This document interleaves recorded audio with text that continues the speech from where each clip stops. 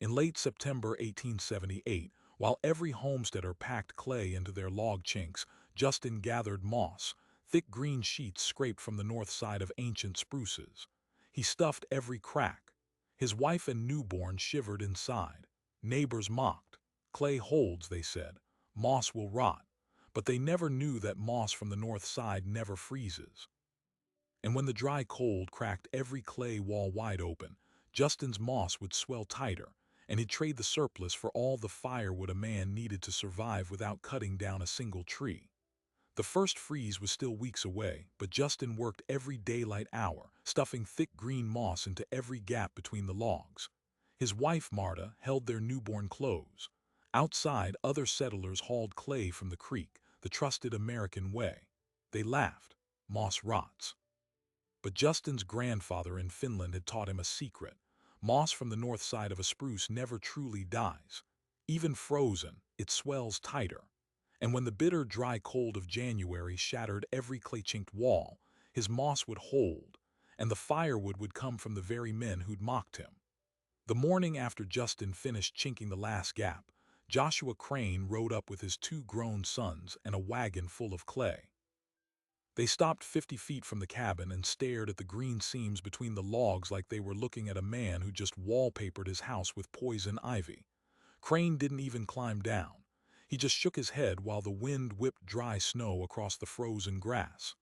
"Son," he called out, "you got the whole county talking.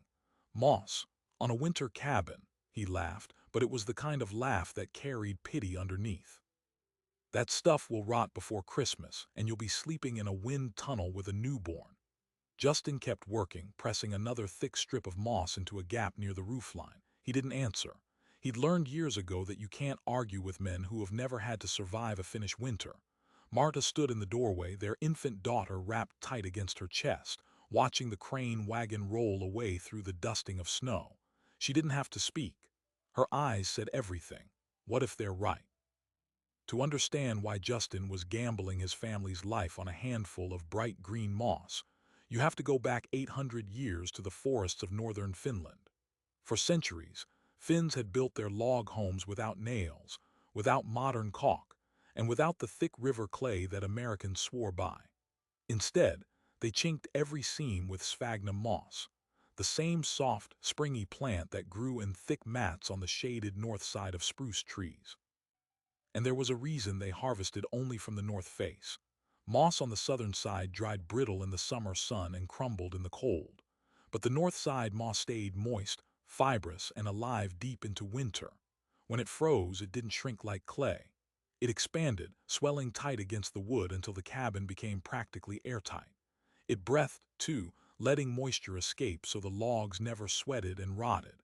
In the old country, a properly mossed cabin could stand a century.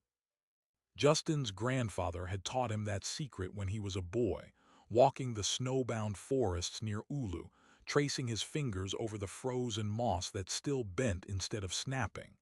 "Pick only from the shadow side," the old man had said. "That is where the strength hides." Justin had carried that lesson across the Atlantic, through the streets of New York, and all the way to this windswept valley in the Colorado Territory, where the winters were just as brutal, but the neighbors had never seen a cabin chinked with anything but mud. By the first week of December, the temperature had dropped so hard that horses' breath froze midair and fell as tiny crystals onto their manes. Every family in the valley began the ritual of winter survival, chopping firewood from dawn until dark, double-checking their clay seals, building snow fences, laying in provisions. Justin did none of those things. Instead, he spent his days roaming the dense spruce groves 2 miles north, scraping moss from trunks with a curved knife, filling burlap sacks until his shoulders ached and his fingers bled through cracked leather gloves. Marta watched the woodpile with growing terror. It was pitifully small, barely enough for a month, maybe 6 weeks if they were careful. Their neighbors had stacks tall enough to bury a wagon. When she finally confronted him, her voice barely held steady. "Justin the baby, we need wood, please just stop with the moss."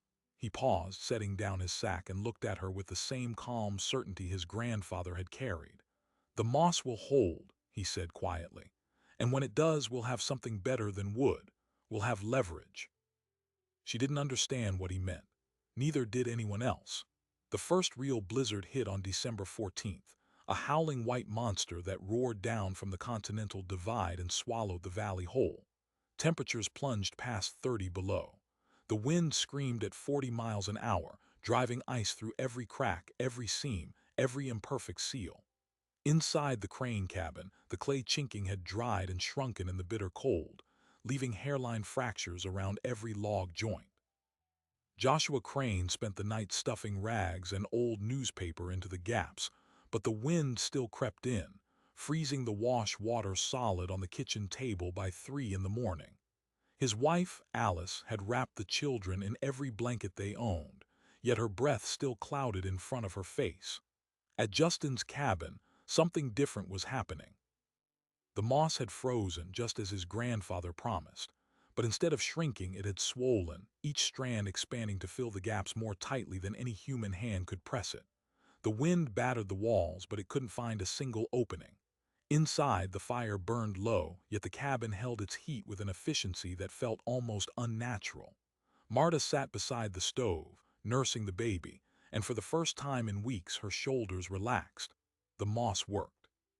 But that very warmth concealed a deadly problem. The firewood pile, already too small, was disappearing rapidly. Each log that crackled in the stove was one fewer between his family and the abyss. On the third night of the storm, Justin counted what remained, 18 split logs. At their current burn rate, that meant maybe 4 days of heat. The blizzard showed no sign of stopping. Outside, the snow already buried the lower half of the door. No one could reach them. No one would even try. And as the wind howled, Marta looked up from the baby with an expression he had never seen before.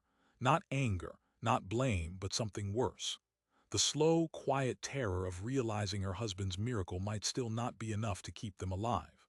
By the 5th morning, the storm had buried every trail under 6 feet of packed drift. Across the valley, families were in crisis. The crane cabin had become unlivable. The clay seals had failed so completely that snow sifted through the walls, piling in tiny drifts on the floorboards. The fire couldn't keep up. Alice Crane had frostbite on 2 of her fingers. Joshua knew he had to move his family or watch them freeze. There was only one cabin in the valley that might still be standing warm, the one with the moss walls he had mocked. Swallowing his pride, he wrapped himself in every layer he owned, tied a rope around his waist so he wouldn't get lost in the whiteout, and stumbled through neck-deep drifts toward Justin's claim. When he finally reached the door, he was nearly unconscious, ice matting his beard, his voice cracked and raw. He hammered on the wood with frozen fists. Inside, Justin heard the pounding and paused, his hand on the latch. He knew instantly who it was, and he knew what this moment meant. The power had shifted. But opening that door meant sharing precious warmth with a man who had ridiculed him, giving away firewood they couldn't spare. Letting him knock until the storm buried him meant something else entirely. Justin stood there, the last flames from the pine log casting long shadows, and for one long, terrible second he didn't move. The pounding came again, weaker this time, more desperate. Marta's voice cut through the crackling silence. "Justin, for God's sake, open the door." She didn't know who stood on the other side, but she knew what it meant to leave a man out there, and she wasn't willing to watch her husband become someone who could do that. Justin unbarred the latch and pulled the door inward against the drift. A wall of ice and wind exploded through the opening, and Joshua Crane collapsed onto the floorboards like a man shot. His beard was a frozen mask, his lips split and blue, his hands so stiff he couldn't unbend his fingers from the rope still tied around his waist. Marta rushed to drag him toward the stove while Justin forced the door shut again. The fire had died to embers, and the last pine log was nothing but a blackened skeleton in the iron grate. As Crane's eyes slowly focused, they moved across the cabin walls, the thick green seams of moss, the absolute stillness of the air, the warmth that still clung to the room despite the dying flame. He began to weep, not from pain but from the shattering recognition that everything he had believed, everything he had said, everything he had mocked was wrong, and it had nearly killed his family. Justin did not offer comfort. He knelt beside Crane and spoke in a voice so low and steady that it carried more weight than any shout. "You have wood, I have moss. You want your children to see the morning, you bring me a full cord of split pine, 2 sacks of my moss for 1 cord. No negotiation." Crane stared up at him, the tears freezing again against his cheeks, and nodded weakly. There was no room for pride in a man who had just learned that his expertise was worthless. By dawn the storm had lost its fury, and by midday the Cranes' wagon creaked through the deep snow toward the cabin, loaded high with split pine logs, twice what Justin had demanded. Joshua Crane had learned a second lesson. When a man holds the one thing you need, you don't just pay his price. You add gratitude on top. The moss sacks were loaded onto the wagon, still damp and fragrant with the earthy scent of the north woods.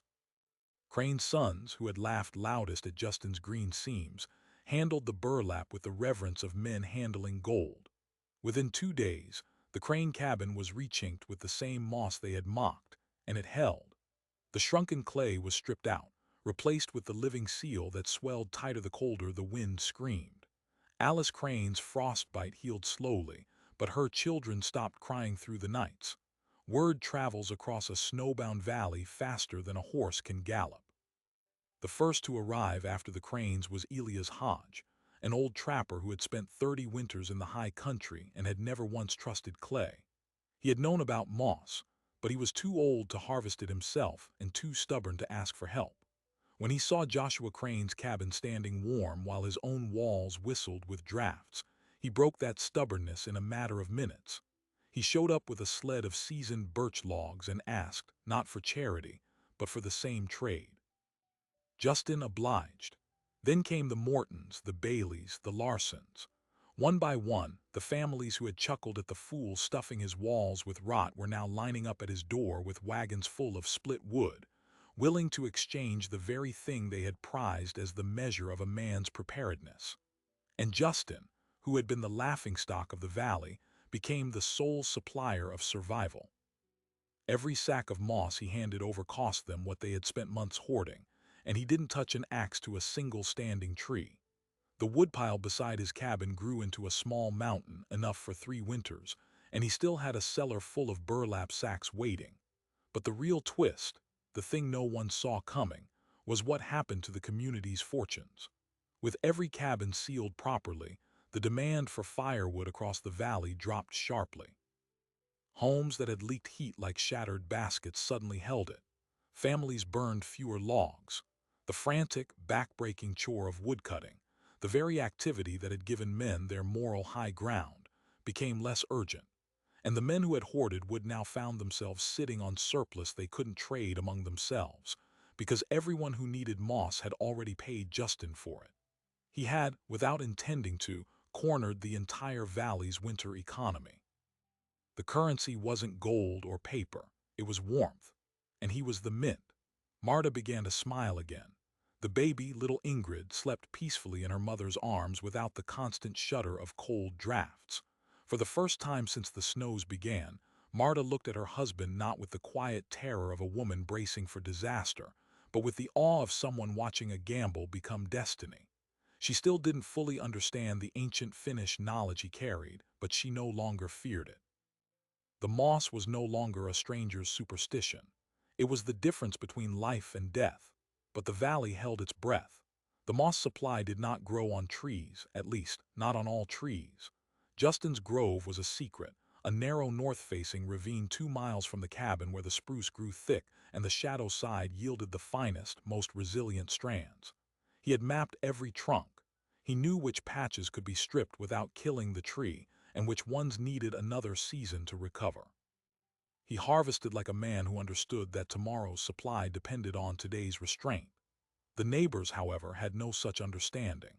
They saw only the result, not the delicate equation, and desperation has a way of sharpening greed.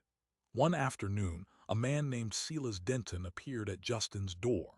He wasn't from the immediate valley but had ridden 3 days from a settlement farther east, where the clay had failed catastrophically and 2 children had already died of frost sickness. He didn't ask for a trade. He demanded to know where the moss came from. His eyes were hollow, his voice raw with grief and anger. Justin refused. He offered Denton a sack for a cord of wood, same as everyone else, but Denton didn't have wood. He had nothing left. The storm had taken what little he'd stored, and his family was freezing in a cabin with walls that might as well have been paper. He wanted the source, not the product. Justin would not give it. Denton left without Moss, but with a new purpose. 3 nights later, under a moon so bright the snow glowed blue, someone followed the trail of flattened grass and dropped moss fibers that led from Justin's cabin toward the ravine. Marta woke to the sound of the dog growling low and steady. Justin grabbed his coat and rifle and stepped into the frozen silence. In the distance, shadow figures moved near the tree line, lanterns swinging. Silas Denton had returned, and he hadn't come alone. They had found the grove. The next morning, half the north-facing slope was stripped bare, great raw wounds torn from the spruce trunks where greedy hands had ripped moss away without a thought for the tree's survival. What had taken Justin weeks of careful harvest was plundered in a single night. The core of his power, the physical source of the knowledge his grandfather had passed down, was now in the hands of desperate men who would use it recklessly and then discard it. Unless he acted, the grove would be dead within a season, and the valley would lose the very thing that had saved it. But if he confronted Denton directly, it would mean war. And war, in a winter where frost killed faster than any bullet, was a risk no man could afford. Justin stood at the edge of the ruined grove, snow dusting his coat, and made a decision that would either restore the balance or set the entire valley against him. He turned to Marta, who had followed in silence, and said only, "We adapt." Then he walked back to the cabin, sat at the table, and began calculating exactly how much the moss was now worth, and exactly what he was willing to do to keep it. Justin's calculations took 3 hours, but they revealed a terrifying truth. The grove had been stripped at roughly half its sustainable harvest. If no further theft occurred, the remaining moss could still supply the valley through spring, but only if he rationed it, and only if he controlled every single sack that left his hands. He couldn't afford to let Denton's gang become a competing distribution channel. So he did something that stunned everyone awake the next morning before sunrise. He rode to the Cranes, the Hodges, and the Baileys, and he offered them a deal that redefined the entire economy of the basin. He would teach them how to harvest moss from their own north-facing trees, provided they followed his rules. No stripping bare, no taking from trees younger than 10 years, and 1 sack in every 4 would go to the community's emergency stockpile, controlled by him. Within 3 days, Justin had transformed from a lone supplier into the head of a small guild. Men who had never set foot in a Finnish forest learned to read the difference between live moss and dormant moss, between north face and south face, between sustainable harvest and slow destruction. And in return, they gained insulation that could hold against the deepest cold they'd ever known, without paying a cord of wood they didn't have. The valley's clay cabins, already known failures, were now being rechinked one by one. Those who accepted the training became part of the network. Those who refused remained outside, and that list included Silas Denton. Denton had returned to his far settlement with a wagon load of stolen moss and no understanding of how to use it. He and his men stuffed every crack in their cabins, but they packed it too thick in some places, too thin in others, and they had picked moss from the wrong sides of trees, the brittle southern moss that crumbled into powder when it froze. When the next cold snap hit, their walls leaked like sieves. The moss failed not because the knowledge was false, but because Denton had stolen the product without stealing the wisdom. And when his youngest daughter fell ill with fever from the constant chill, his grief curdled into rage. He blamed Justin. He told anyone who would listen that the Finnish moss was a lie, that Justin had hoarded the good stuff and sold inferior moss to those he didn't favor, that the whole system was a con designed to enslave honest families. That accusation might have died in the wind if the weather had stayed stable. But February of that year brought something none of them had seen before, a false thaw. Temperatures rose suddenly, melting the surface snow into slush, then plummeting again overnight so hard that the meltwater froze into a thick, glass-slick crust. For clay-chinked cabins still waiting for moss conversion, the expansion of that freeze cracked their logs wider than ever. seals that had limped through December now shattered completely. Over the course of one brutal night, 6 families were exposed to the full fury of the returning blizzard. 2 children died before dawn, not from cold, but from smoke inhalation when their father clogged the cabin's every opening with rags and the chimney couldn't breathe. The valley's desperation detonated overnight. A mob of freezing, grieving settlers gathered at the trading post, and Denton fed them his narrative. Justin had the solution, and he was withholding it. He had enough moss to save everyone, but he was charging firewood for it, profiting from misery. The mob decided to march on Justin's cabin. Elias Hodge got word ahead of them and arrived at Justin's door with his mule lathered from hard riding. "They're coming," he said, his voice flat with fear. 40 men, maybe more. They ain't asking. They're taking." Justin looked out toward the dark line of the ridge and saw the distant glow of torches. For a moment he felt a cold rage. He had given the valley the very thing that had saved it, and they were repaying him with theft. But then he thought of his grandfather, and a deeper clarity settled in.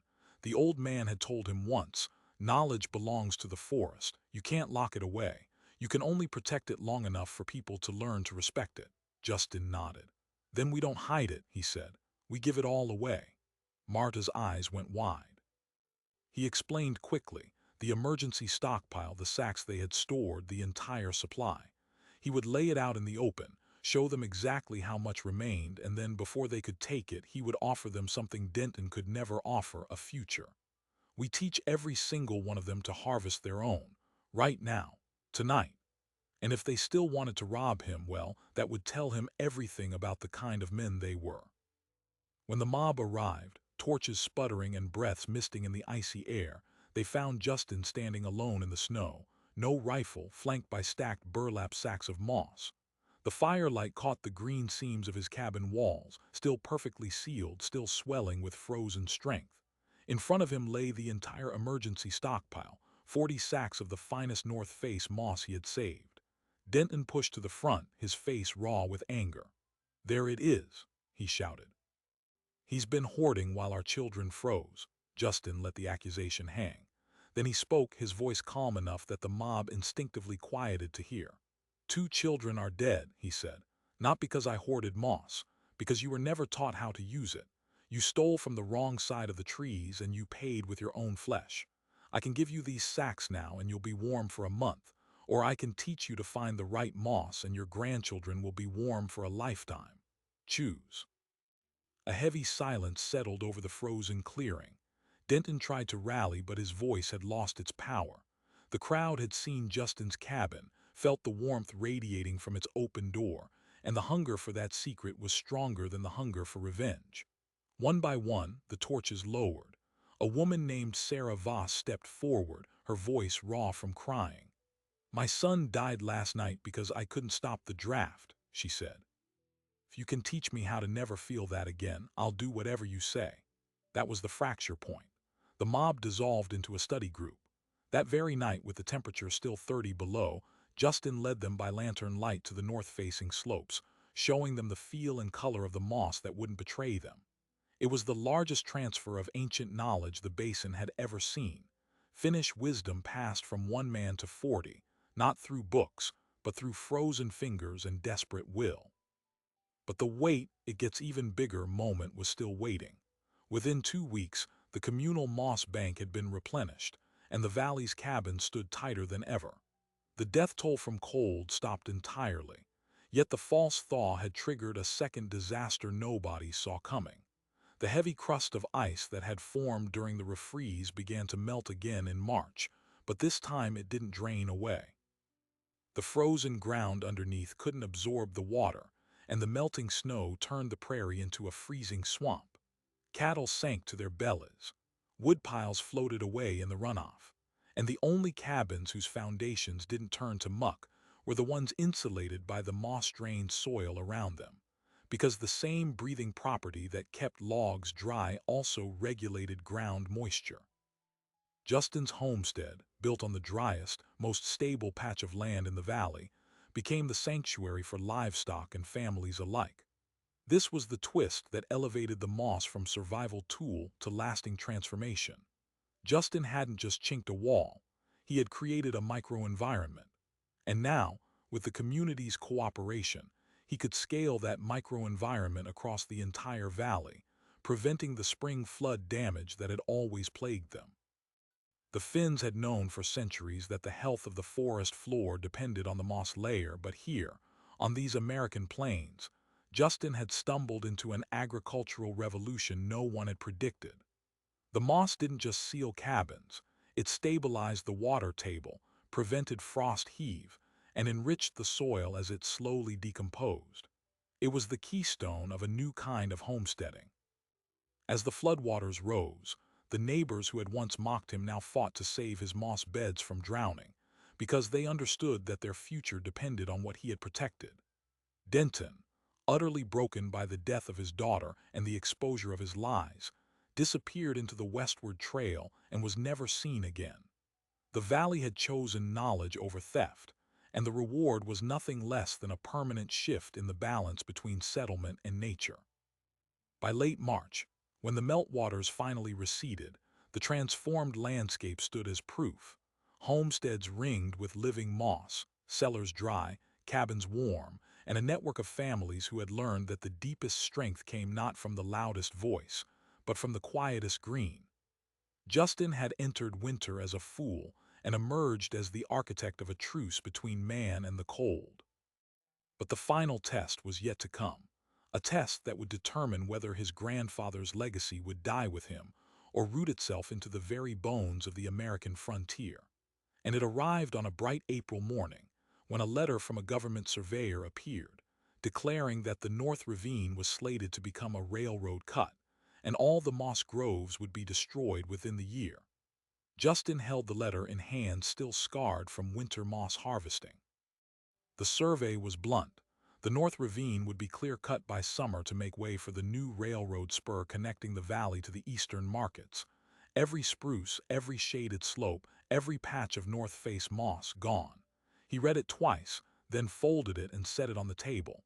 Marta saw his face and knew instantly that the war wasn't over. It had only changed shape.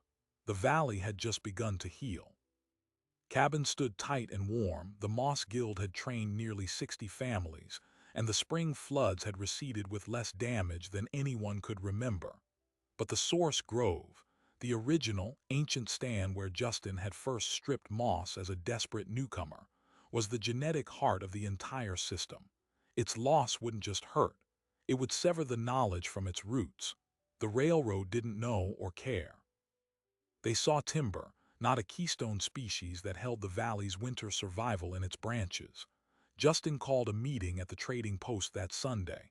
Every family that had learned the moss harvest sent a representative. The room smelled of wet wool and wood smoke, and the faces were no longer suspicious or mocking. They were attentive, waiting. Justin laid out the survey letter and spoke plainly. The railroad will cut the North Ravine by July. That grove holds the thickest, oldest north face moss in the territory. If it disappears, every lesson I've taught you becomes a relic. We'll be fine for a few years, but eventually we'll run out of good moss and the clay will fail again. Elias Hodge, now too old for heavy labor but still sharp, raised a question that had been simmering since the winter's end. Why can't we just transplant it? Dig up the moss, move it somewhere else? Justin shook his head. The North Face moss was not just a plant. It was a relationship between the spruce's shade, the precise angle of the slope, and the deep fungal networks that fed the roots. You couldn't transplant an ecosystem. You could only protect it. Sarah Voss, the woman whose son had died in the February cold, stood up, her voice carrying the authority of someone who had nothing left to lose. Then we stopped the railroad, she said. A murmur rippled through the room, not disagreement, but the weight of what that meant. The railroad company was backed by government charters, land grants, and Eastern money. Fighting them was not like facing a snowstorm, but Justin had learned from the winter that power wasn't always where you expected it. He had traded moss for firewood and become the valley's central banker of survival. Now he wondered, what did the railroad need from the valley? What was their weak point? The answer arrived within a week. The survey crew that had mapped the ravine had failed to account for one critical detail, the same detail that had kept Justin's cabin dry during the spring melt. The moss-covered slopes acted as a natural sponge, absorbing snowmelt and releasing it slowly, preventing the flash floods that could wash out railroad grades. Without that moss, the North Ravine would become a torrent every spring, destabilizing the very trackbed they planned to lay. The railroad's own geological report, buried in the fine print, warned of significant hydrological instability in north-facing drainages. Justin obtained a copy through a sympathetic clerk at the land office, brother of one of the guild members, and he brought it to the surveyor in charge, a man named Thornton who had spent his career mapping what land could be taken, never asking if it should be. Justin didn't argue about beauty or tradition or even his grandfather's Finnish wisdom. He spread the report on the table and pointed to the hydrological data. "You cut that ravine," he said, "and your track will wash out every March. I've seen what happens when that moss isn't there to hold the water. You'll spend more on repairs in 1 year than the spur will ever earn. Or you can leave the north slope intact and route the cut 200 yards east, where the bedrock is solid and the drainage is already flat." Thornton stared at the report. He had not read it, or he had ignored it, and the realization that a homesteader knew more about his own survey than he did was humiliating. But Justin didn't have the power to humiliate. He had the power to inform. And information, in the hands of a man who understood leverage, was a weapon. Thornton requested a delay to review. The railroad sent a second survey team, and this time Justin led them personally through the ravine in the thin spring snow, showing them the moss, the water flow patterns, the subtle depressions where the drainage would concentrate if the slope was stripped bare. They took measurements, nodded grimly, and confirmed what Justin had argued. The ravine was a natural flood control system, and the moss was its linchpin. Destroying it would create a maintenance nightmare for decades. Preserving it cost nothing, and it would protect their investment. The decision came down in May. The railroad spur would be rerouted east of the ravine, sparing the moss groves entirely.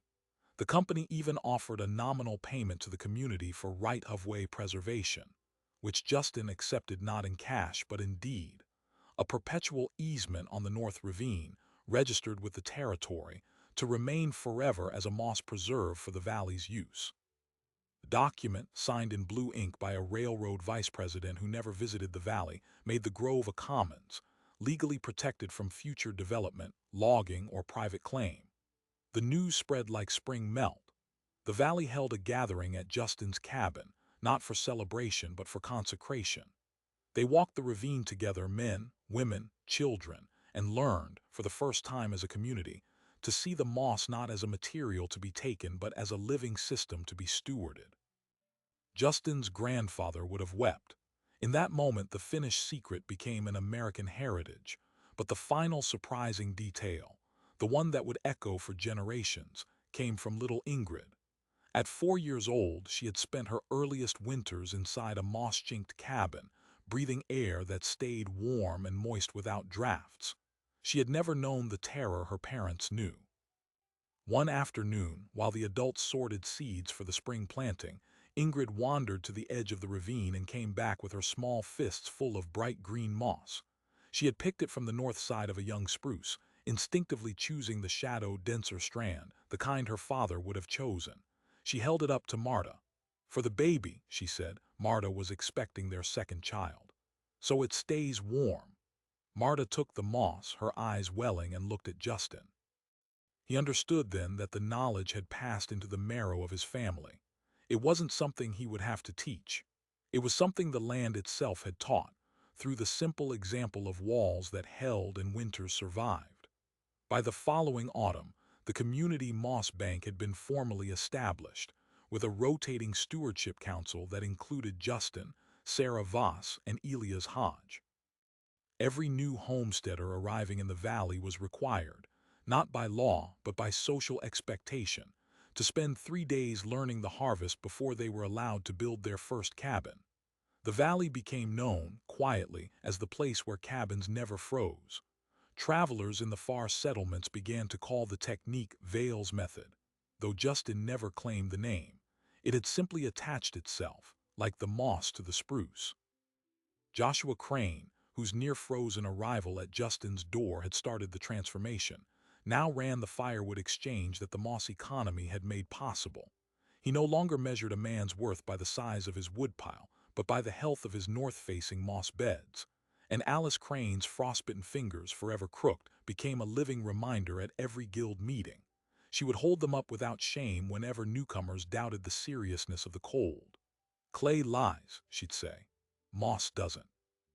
The railroad spur that had been rerouted around the ravine brought new settlers, new markets, and new challenges. But it also brought news. 3 years later, a correspondent from an eastern agricultural journal visited the valley and wrote a feature titled "The Moss-Chinked Frontier," detailing the unusual practice. Justin showed him the grove, explained the Finnish origins, and demonstrated the swelling property of frozen north face moss.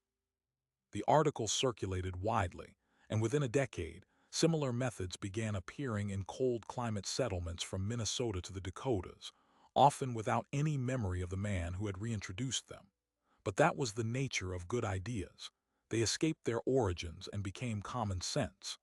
Justin never sought recognition. He continued to tend his moss beds just as his grandfather had done, and taught his children to read the trees the way other fathers taught their children to read books. Ingrid became the valley's most skilled moss identifier by the time she was 10, able to distinguish 3 varieties by texture and scent alone. Her younger brother, born in the spring after the Great Thaw, learned to map drainage patterns by watching where moss grew thickest.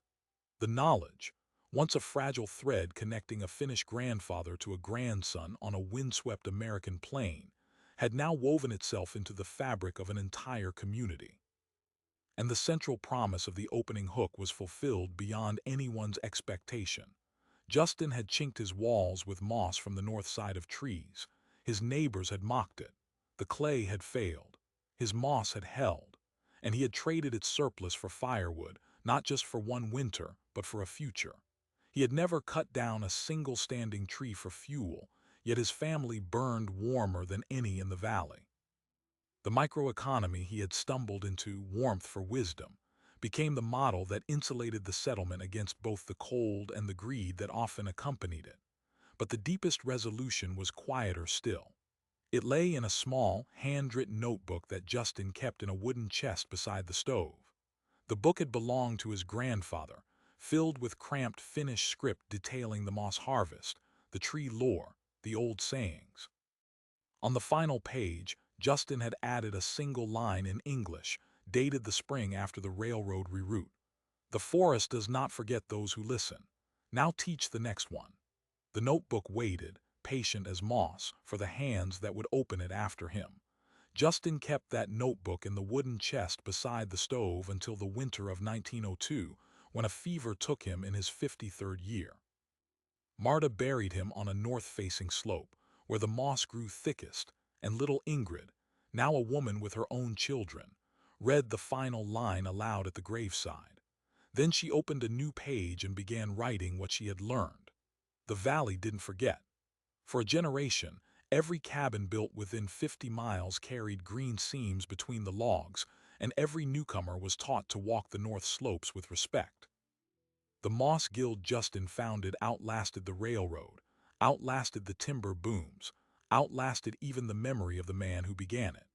By the time the First World War came, the practice had spread so quietly into homesteading culture that most settlers assumed it was simply common sense, a piece of frontier wisdom that had always been there. Few remembered it began with a single man, a handful of moss, and a winter that should have killed his family. But the question that lingers is larger than one valley, one winter, or one man's gamble. How many other secrets are still waiting, pressed against the shadowed bark of trees, taught for centuries in languages we never learned? The Finnish moss wasn't a miracle. It was simply knowledge that the rest of the world had forgotten or refused to ask about. And the men who mocked Justin's walls weren't fools. They were prisoners of certainty, convinced that their way was the only way because it was the only way they had ever known. The cold exposes certainty. It cracks clay and shatters pride. But it also reveals what was true all along if someone is willing to listen. Justin didn't defeat the winter. He didn't outbuild it or overpower it. He studied it, the way his grandfather taught him, and the winter itself became his shelter. The last page of his grandfather's notebook contained one line of Finnish that did not translate easily into English. Roughly, it meant, "The north side holds what the sun cannot steal." The old man had written it 60 years before Justin was born, in a forest an ocean away, never knowing his grandson would prove it true on a windswept American plain. That line now hangs, carved into a cedar plank, above the door of the community moss bank, where anyone who arrives cold and desperate can find a sack of moss and a teacher to show them how to use it. So the question remains, was Justin brilliant? Or was he simply one of the few men willing to believe that the answer to the hardest problem might already be growing, quietly, on the shadow side of a tree? If you had been standing beside Joshua Crane that December night, watching a man smear green rot into his walls while the prairie wind screamed, would you have recognized genius, or would you have laughed? Subscribe now, and join us as we uncover more stories of forgotten wisdom that changed the world, lessons the past left behind, waiting for someone to listen.